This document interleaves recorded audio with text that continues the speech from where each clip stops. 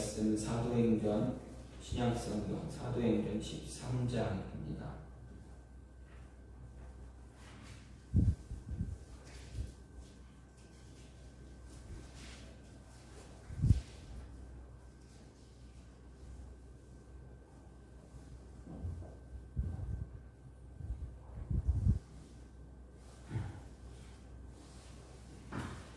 사도행전 13장 13절부터 24절까지 보겠습니다.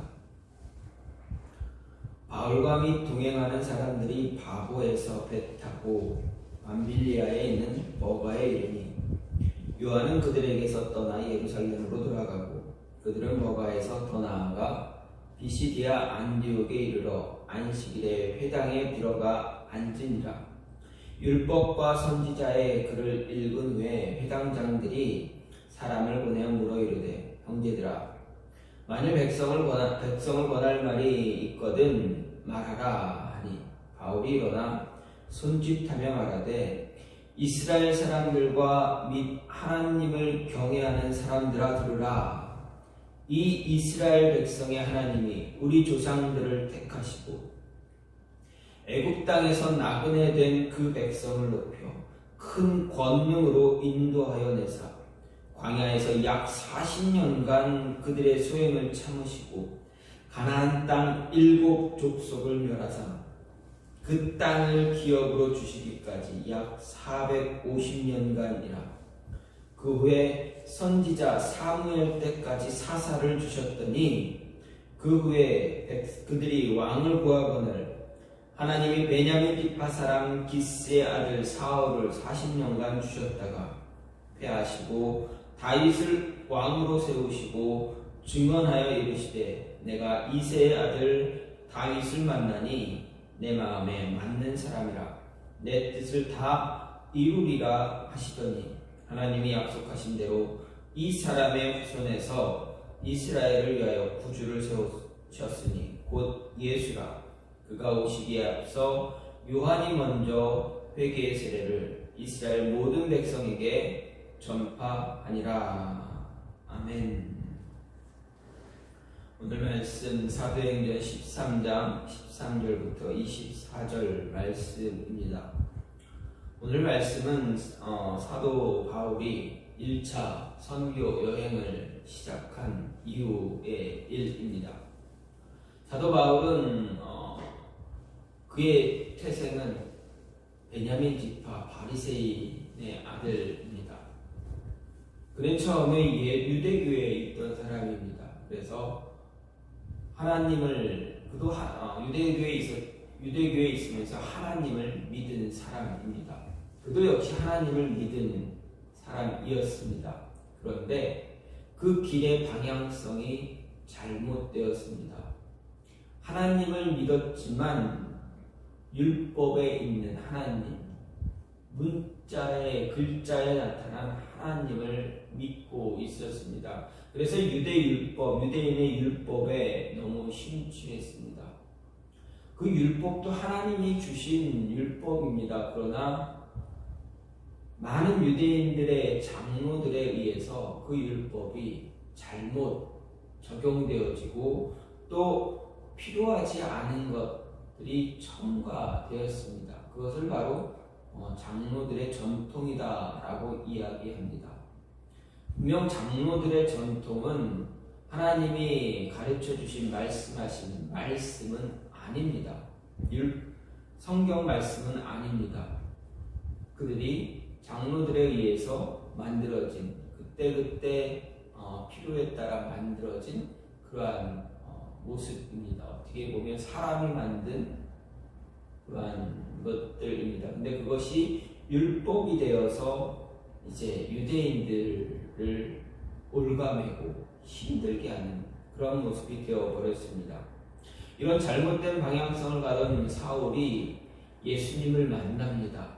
그리고 그동안 자신이 걸어왔던 길이 바른 길이었는가 잘못된 길이었는가 끝없이 기도하며 하나님께 묻고 하나님의 응답을 듣는 말씀을 통해서 응답을 듣는 그 시간들을 지나왔습니다. 그리고 복음을 전하기 시작합니다. 예수 그리스도를 전하기 시작합니다.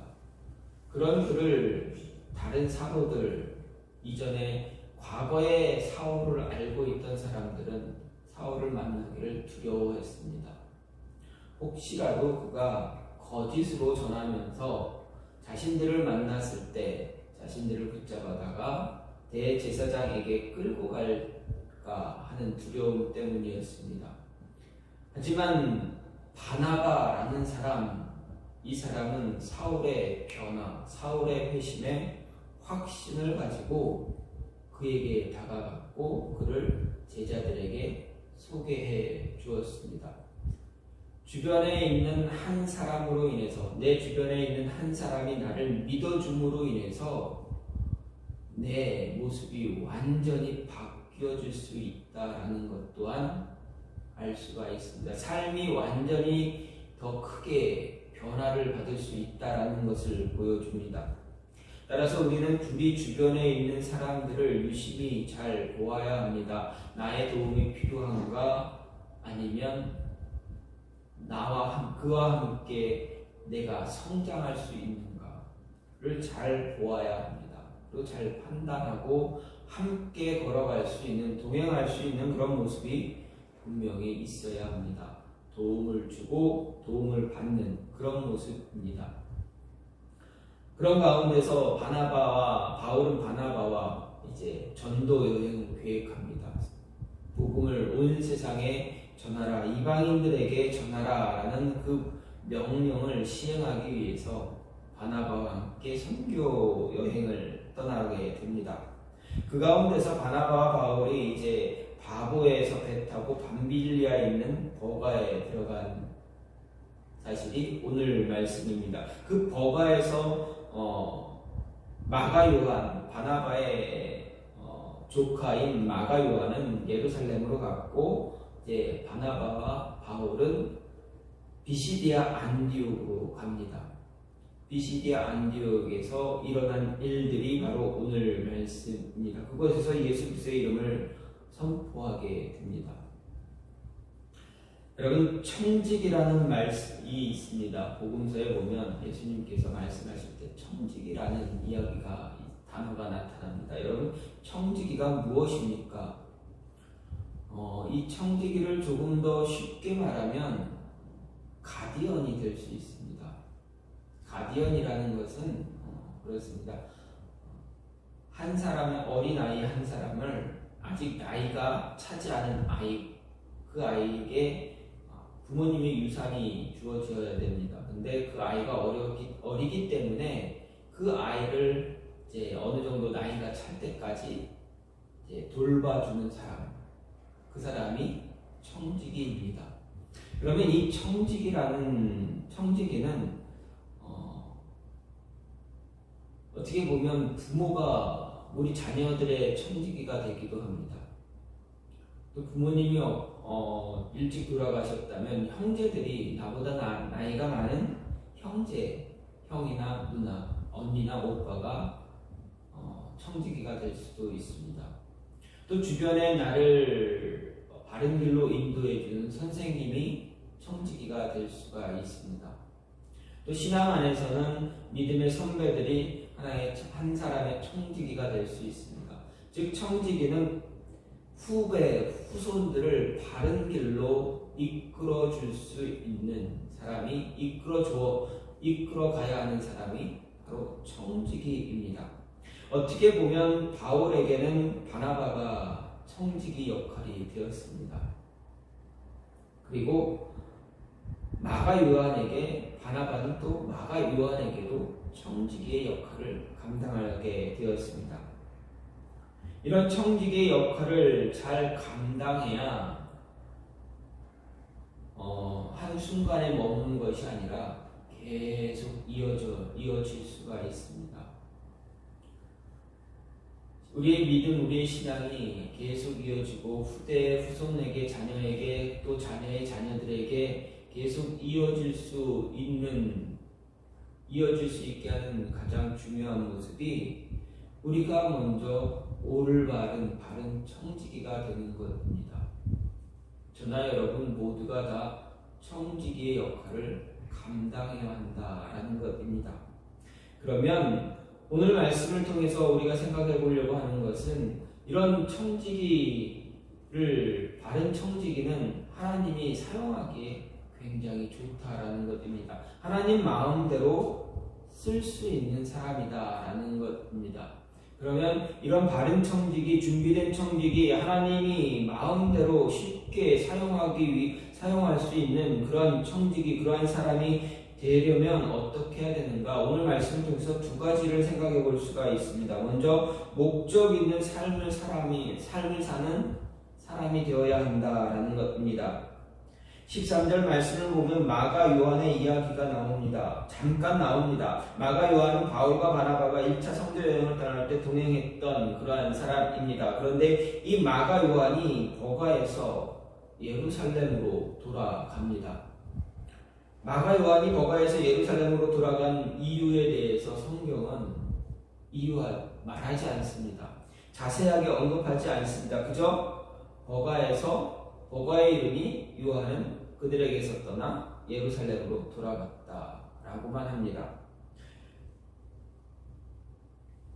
요한이 돌아간 이유 알 수는 없지만 우리가 그냥 추측을 할 수가 있습니다. 추측할 때 유대주의에 대한 회귀 본능, 그가 유대인이었기에 그 과거의 모습, 그러니까 예수님을 만나기 이전의 모습에 그 본능에 돌아가려고 하는 그런 모습도 있었을 것이었고, 또한 이 선교를 하다 보니 이곳저곳 돌아다니니 얼마나 어렵습니까? 얼마나 힘듭니까? 그러다 보니 예루살렘에 있는 자신의 집, 그곳에서 편안히 생활했던 그때가 생각나서 돌아갈 수도 있었습니다. 돌아간 이유가 되기도 합니다.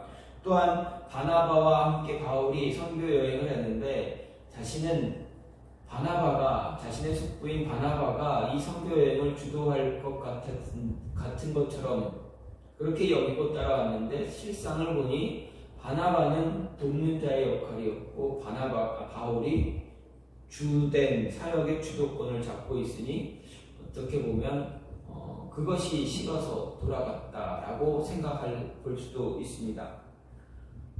이런 지금 생각해 본 이유는 한 세 가지 정도 말씀드렸는데 세 가지가 다 될 수도 있고 그 중에 한 가지가 될 수도 있고 또 다른 이유가 추가될 수도 있을 것입니다. 그러나 어쨌든 마가 요한은 돌아갔습니다. 중요한 사실은 예루살렘이 마가에게는 돌아가게 되는 그러한 회귀에 대한 강한 끈으로 작용하고 있었다라는 사실입니다. 마가에게 예루살렘은 우리에게 본능적으로 자기도 모르게 매우 강렬한 힘에 이끌려 돌아가고자 하는 그러한 모습, 그러한 세상을 의미할 수 있습니다. 어떻게 해석을 하든 그것이 마가의 회귀 본능을 자극하는 그러한 중심축으로 작용했다라는 사실은 우리가 부정할 수가 없습니다. 예루살렘 자체는 그런 것이 아닐지라도 사명자 마가에게 예루살렘은 오늘날 우리가 갖고 있는 세상을 향한 회귀 본능 그 모습 자체였습니다. 다시 말해서 유혹의 끈이었다 할 수 있습니다. 그리고 결국 그는 이 덫에 걸려서 자기에게 주어진 사명의 길을 포기하고 돌아섰습니다. 따라서 우리는 마가 요한을 통해서 주어진 사명의 길, 우리에게 맡겨진 그 길을 걸어갈 때 세상을 향한 회귀 본능이 얼마나 두렵고 강력한가 기억해야 합니다. 마가의 이런 연약함에 대해서 사도 바울이 동일하게 이야기합니다. 로마서 7장 21절에서 사도 바울은 곧 선을 행하기 원하는 나에게 악이 함께 있다라고 고백했습니다. 즉 말씀을 통해서 하나님의 길을 사명자의 길을 가기를 원하지만 내 안에는 끊임없이 그것을 거부하는 모습도 있고 고민하는 모습도 있고 그런 악한 모습들이 나에게 있다라고 고백을 하고 있는 것입니다. 다메섹에서 예수님을 만난 바울에게도 아직까지 세상이 주는 그 유혹의 힘 때문에 그가 어려움을 겪고 있다라는 것입니다. 아무리 복음으로 선을 행하길 바란다 할지라도 세상의 유혹은 끊임없이 손길을 뻗칩니다. 이 유혹의 손길을 거부하느냐 거부하지 못하느냐에 따라서 마가 요한과 같이 버가에서 예루살렘으로 돌아가느냐 아니면 시작한 선교의 길을 끝마치느냐 하는 것이 결정이 됩니다. 아무리 거듭난 성도라 할지라도 죄로 물든 타락한 이 세상을 향해 미워하는 마음, 거부하는 마음을 완벽하게 갖는다라는 것 결코 쉬운 일이 아닙니다. 매우 어렵습니다. 우리 내면에 존재하는 이 본능을 철저하게 다스릴 수 있는 힘, 우리 안에는 존재하지 않습니다. 바울과 같이 나는 매일 죽는다고 고백할지라도 언제 어떻게 이 유혹의 손길이 우리 마음을 빼앗아 갈지 모르기 때문입니다. 하지만 우리에게는 분명 이런 유혹의 손길로부터 멀어질 수 있는 무기는 있습니다. 무기가 존재합니다. 무엇입니까? 바로 우리를 죄에서 구원해 주신 예수 그리스도입니다. 십자가입니다. 복음입니다. 복음만이 우리를 거부할 수 없는 유혹의 힘으로부터 이겨낼 수 있는 힘을 줍니다. 이 복음은, 이 십자가는, 이 예수 그리스도는 우리에게 목적이 있는 삶을 살 수 있도록 도와줍니다. 우리 마음의 중심의 자리를 잡음으로 인해서 흔들리지 않도록 굳건하게 붙잡아 줍니다. 삶의 중심이 무너지지 않도록 붙잡아 줍니다. 예수 그리스도로 인해서 삶의 목적을 발견하게 되면 삶의 중심이 내 중심이 아니라, 내 생각이 아니라 나를 구원해 주신 예수 그리스도에게 내 삶의 목적을 내어주게 됩니다. 왜냐하면 내 삶은 이미 아주 오래전에 죽었기 때문에 그렇습니다. 죄에 빠져 허우적될 때 우리의 삶, 내 삶은 이미 끝이 난 것입니다. 아담과 하와의 죄로 인해서 세상에 죄가 들어와서 사망이 들어왔습니다. 모든 생명의 사망이 두려워져 있을 때 이미 끝이 난 것이었습니다. 사망의 권세에서 이겨낼 수 있는 힘 누구도 없습니다. 지금도 사망의 죽음의 문턱에서 그 죽음을 이겨낼 수 있는 사람 누구도 없습니다. 방법도 존재하지 않습니다. 다시금 하나님 앞으로 돌아갈 수가 없었습니다. 그저 고통스럽게 살다가 죽음에 이르게 될 뿐이었습니다. 영원한 형벌에 빠져 헤어나올 수 없게 되었습니다. 무엇으로도 이 결과를 바꿀 수 없었습니다. 그런데 이런 우리의 인생을 바꿔주신 분이 있습니다. 바로 예수 그리스도입니다. 하나님이신 예수님께서 천하고 천한 우리의 인생에 다시 소망을 주시기 위해 세상에 들어오셨습니다. 죽을 수밖에 없는 우리에게 새로운 인생을 허락해 주셨습니다. 그렇기 때문에 우리의 인생은 우리의 것이다 말할 수가 없습니다.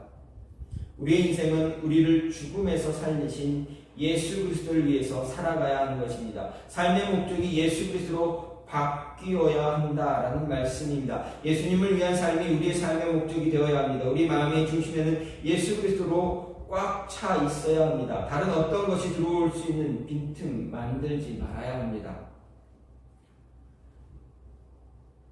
하나님이 마음대로 쓰실 수 있도록 준비된 사람, 준비된 청지기가 되기 위해서라면 우리의 삶의 목적은 분명해야 합니다.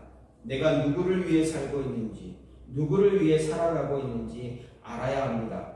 우리 삶은 우리 자신을 위한 삶이 되어서는 안 됩니다.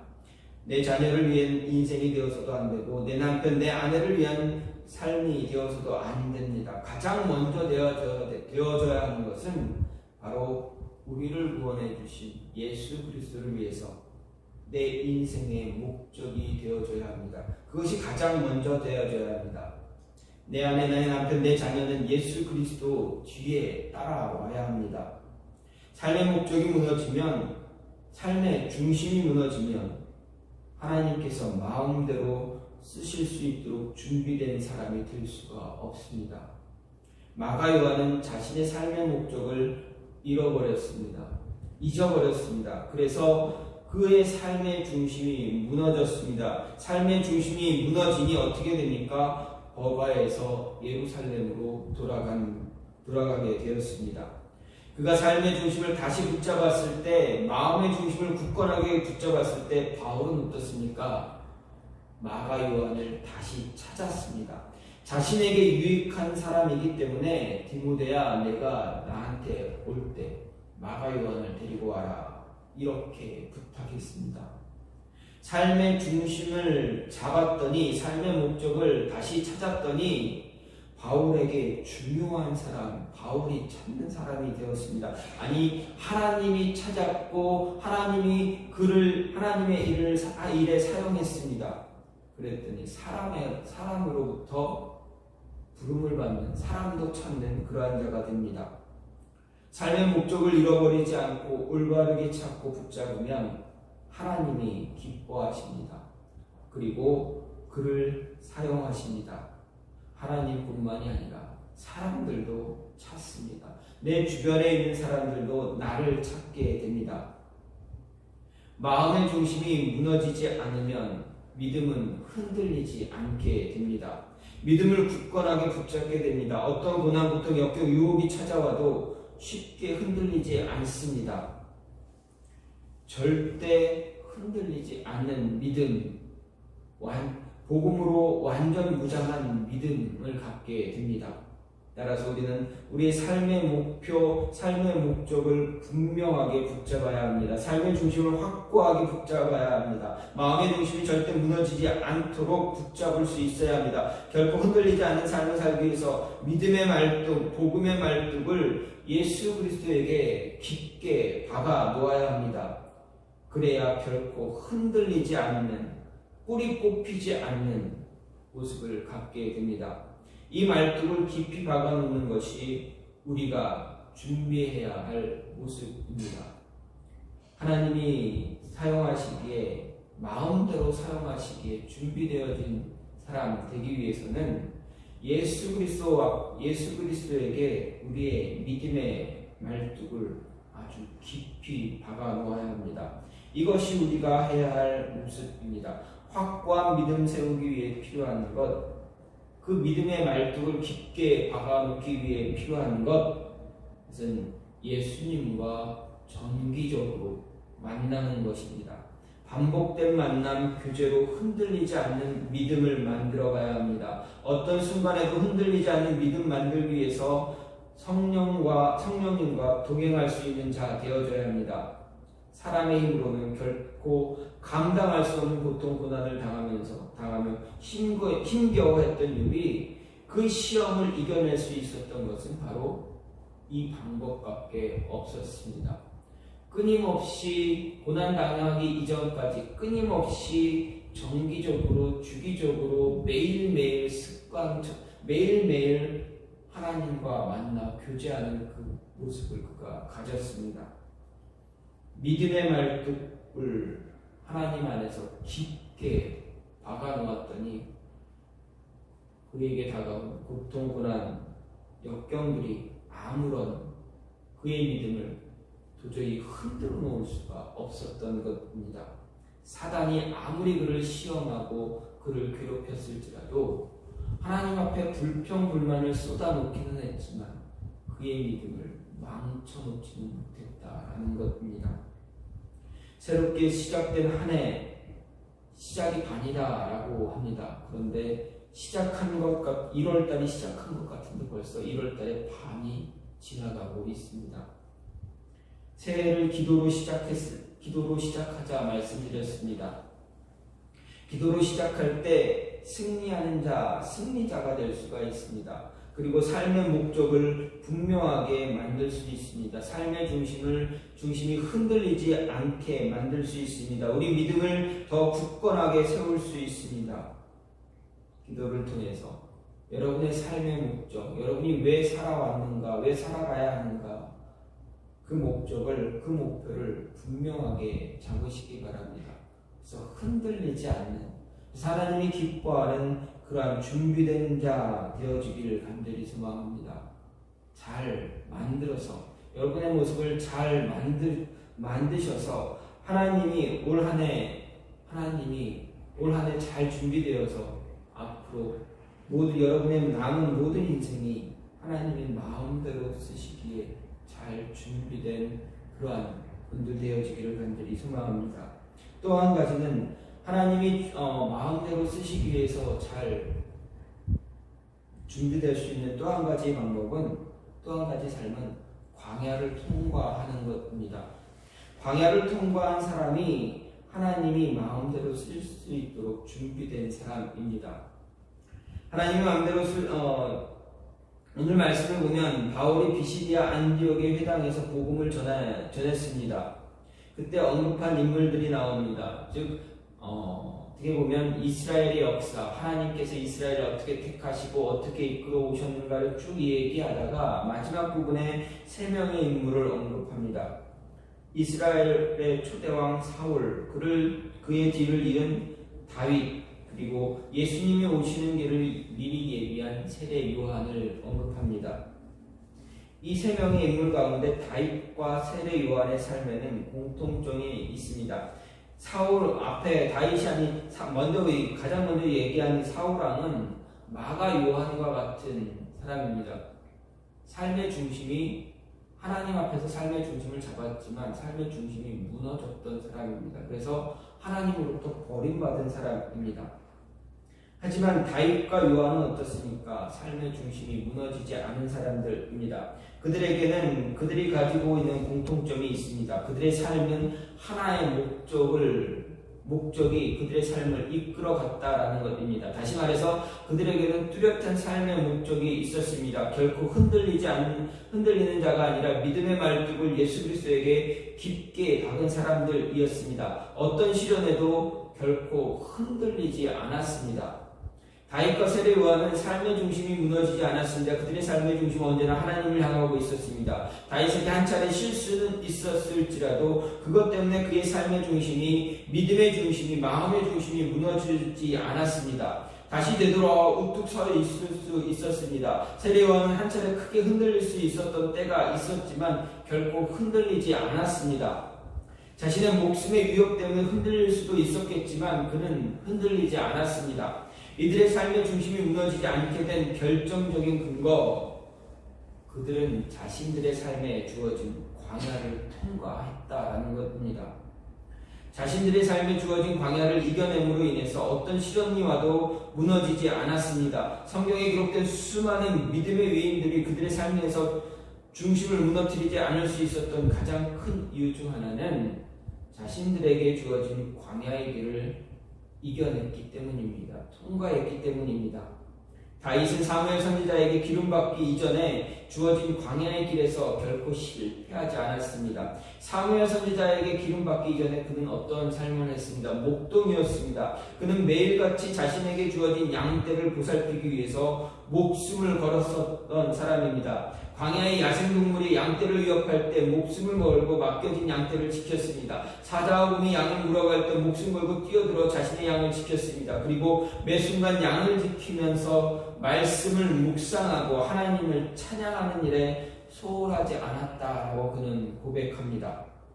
항상 광야에서 양떼 지키며 하나님과 함께하는 훈련을 거쳤습니다. 그 시간이 얼마였는지 알 수는 없겠지만 그는 그 시간을 헛되이 그저 버리지, 허비하지 않았습니다.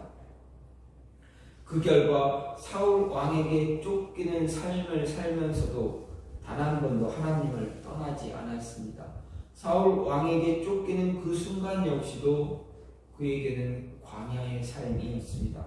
힘든 순간이 되면 더 하나님을 붙들 수 있었습니다. 세례 요한은 자신에게 주어진 사역을 감당하기 위해서 스스로 광야로 들어간 사람입니다. 그 시간이 얼마나 된지 알 수는 없습니다. 그곳에서 훈련받으며 하나님을 만나는 시간을 가졌습니다. 야곱도 그렇습니다. 자신의 형 에서에게 장자의 축복권을 훔치고 어디로 갔습니까? 밧단 아람으로 도망쳤습니다. 그는 그곳에서 사는 모든 시간이 광야의 시간이 되었습니다. 그리고 고향으로 돌아오는 그 순간까지 광야의 길을 걸었습니다. 형 에서를 다시 만나기 이전까지 그는 광야를 걸었고 그 광야에서 하나님을 만났습니다. 그리고 나중에 어떻게 합니까? 애굽 왕 바로에게 자신의 광야의 길을 이야기해 줍니다. 그 아들 요셉도 마찬가지입니다. 그에게 자신에게 주어진 광야의 길에서 승리했습니다. 형제의 시기 질투로 인해서 애굽에 팔려갔습니다. 이스마엘 상인에게 팔렸고 이스마엘 상인은 애굽에서 보디발 장군의 집에 그를 노예로 팔았습니다. 애굽에서 노예에 살면서 그는 힘든 시간을 보냈습니다. 가끔 돌이켜 과거를 생각한다면 노예의 삶을 살면서 그 보디발 장군의 총리의 가정 총무의 역할이 맡기 이전까지 그가 그곳에서 살면서 자신의 형들이 내 형이 나를 이곳에 팔았다라는 생각이 들 때마다 얼마나 그의 마음, 가슴은 무너졌겠습니까? 그런데 그 어려운 순간들을 잘 이겨냈습니다. 그래서 보디발 장군의 가정 총무까지 올라갔습니다. 모든 것을 자신의 마음대로 할 수 있었습니다. 그런데 또 그에게 시련이 다가옵니다. 억울한 누명으로 감옥에 들어갑니다. 광야를 통과한 것 같았는데 또 다른 광야가 그에게 주어지고 있었다는 것입니다. 그 광야의 길을 잘 통과했을 때 하나님은 그를 애굽의 총리로 세우셨습니다. 이스라엘의 위대한 지도자라 이야기할 수 있는 모세, 그도 마찬가지입니다. 왕궁에서 40년을 살다가 그가 광야에서 40년을 또 살아가게 됩니다. 편한 삶을 살다가 광야의 그 거친 광야의 삶을 삽니다. 그때 그는 준비되어집니다. 하나님은 그때 그를 더 혹독하게 준비시킵니다. 그 길을 통과했을 때, 자신에게 주어진 그 광야의 길을 통과했을 때 하나님은 그를 이스라엘의 지도자, 이스라엘 민족을 애굽에서 이끌고 나와 약속의 땅 가나안으로 인도할 지도자로 세우셨습니다. 이렇게 성경에 수많은 믿음의 사람들이 자신에게 주어진 광야의 길을 통과한 것을 볼 수가 있습니다. 이 길을 통과해 나간 사람들이 하나님이 쓰시기에 잘 준비되어졌습니다. 하지만 이 길을 통과하지 못한 사람들은 하나님이 편하게 쓸 수 있는 사람이 되지 못했습니다. 좀 전에도 앞에서도 언급됐듯이 사울왕은 자신에게 주어진 광야의 길을 통과하지 못했기에 끝내 그의 삶의 중심은 무너졌습니다. 그리고 하나님으로부터 받았습니다. 바울과 바나바의 1차 선교 여행을 따라갔던 마가 요한도 처음에는 광야의 길을 통과하지 못했습니다. 그래서 그는 버가에서 예루살렘으로 돌아갔습니다. 그 모습 때문에 바나바와 바울이 2차 선교 여행을 떠날 때, 준비할 때 언쟁을 일으키게 되었습니다. 훗날 마가는 자신에게 주어진 그 광야의 길을 잘 지나왔습니다. 통과했습니다. 그때 바울은 마가 요한을 불렀습니다. 나에게 필요한 사람입니다 라고 이야기하며 그를 데려다 달라, 그를 데리고 와라 이야기했습니다. 그렇습니다. 우리에게 주어진 광야의 길을 통과하게 되면 하나님이 마음대로 쓰시기에 알맞게 준비된 사람이 됩니다.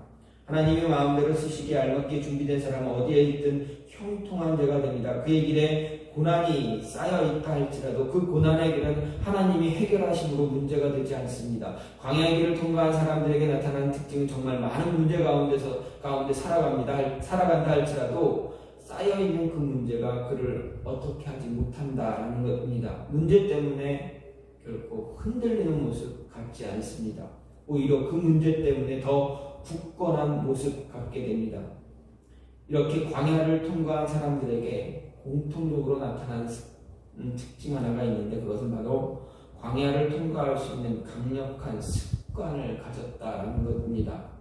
하나님과 교제하는 습관, 끊임없이 쉼없이 하나님과 만나는 그 습관을 가지게 되었습니다. 그 습관을 기르니 습관이 전문성을 만들어냈습니다. 그 전문성이 위기의 순간에 발휘되어서 밖으로 표출이 됩니다. 그리고 그 전문성이 길러지기까지 그들에게 안일함이나 게으름은 사라져 버렸습니다. 습관을 만들다 보니 안일함, 게으름 사라지게 되고 없어지게 되고 그 모든 것들이 없어졌더니 그 습관에 의해서 전문성이 생겨나더라라는 것입니다. 전문가가 되었다라는 것입니다.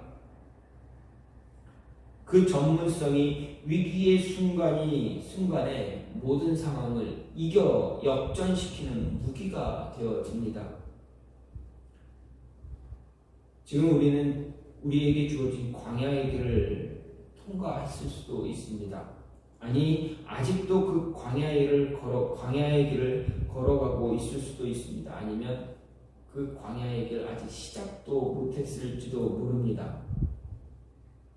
중요한 것은 누구도 광야의 길을 벗어날 수 없고 외면할 수 없다라는 것입니다. 이 길을 지나가야만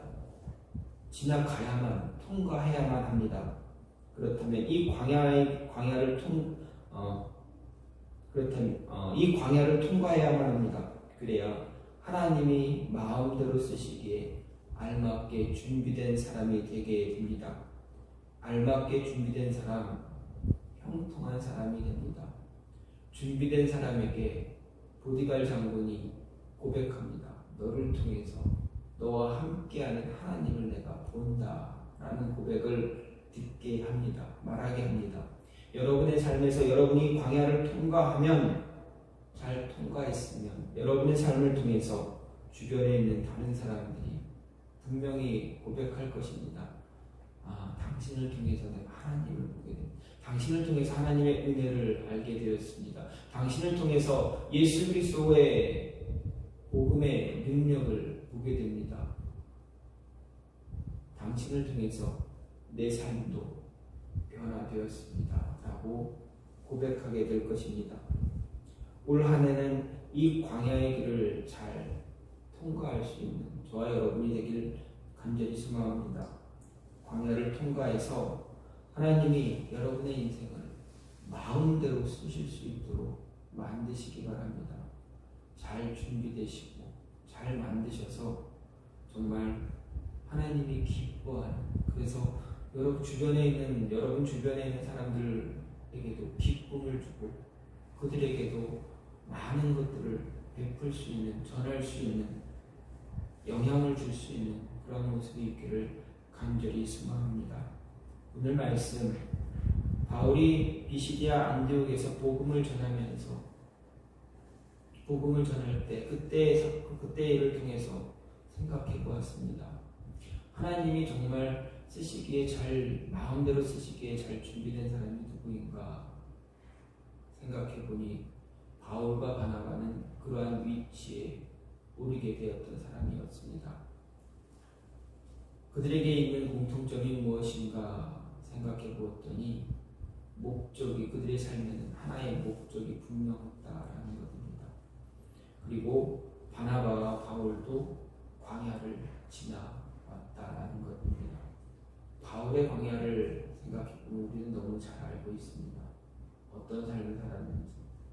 그 광야를 통과했던 바울은 하나님이 쓰시기에, 마음대로 쓰시기에 참 잘 준비되어진 사람이었다.